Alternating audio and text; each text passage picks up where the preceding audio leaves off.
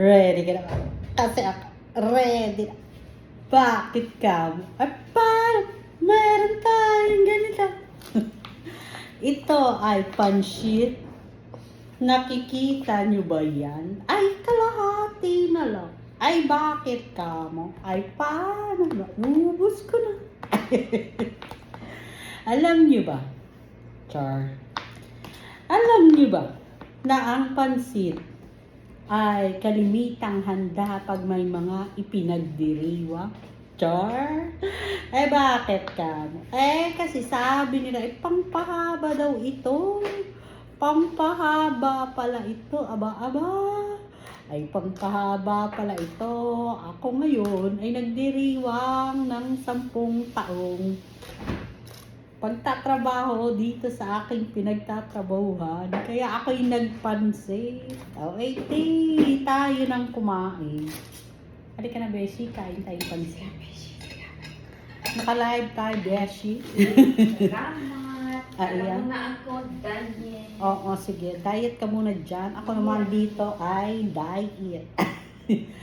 Ay, halina kayo. Ito muna ang ating kakainin. Eh, gusto nyo ba ng ganito? Ay, kung gusto nyo, hali kayo.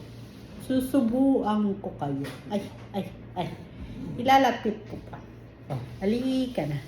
Eto na, ang inyo. O, di tara nang kumain. Ay, gusto nyo malaman kung ano ang sahog ng ating pansit?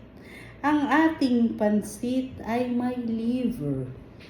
Ang English ng liver ay, ayun na nga, English na nga. Ay, ang Tagalog ng liver ay atay. Ang parte na to ay manok. Parte ito ng manok. Chicken liver ito kasi cutie siya, maliit. Meron pang iba. Alam nyo ba kung ano? Eto ay repolyo.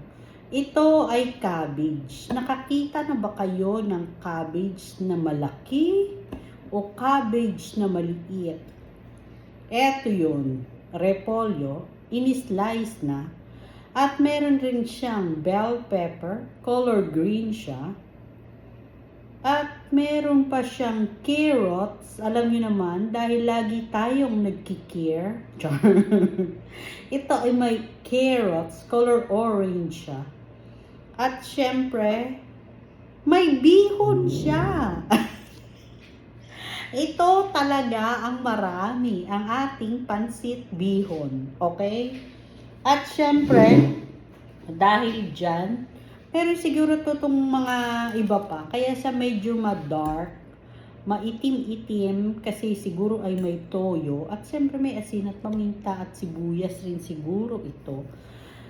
At dahil na-order ko lang to, ay hindi ko alam kung ano ang totoong rekado. Ay kung meron pa kayong ibang nilalagay sa pansit, pwede nyong i-type dyan. O edi, tara nang kumain.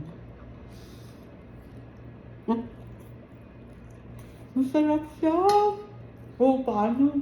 Mag-iingat tayo. Ako muna ay mabibisi dito. Hanggang sa muli. Thank you for watching.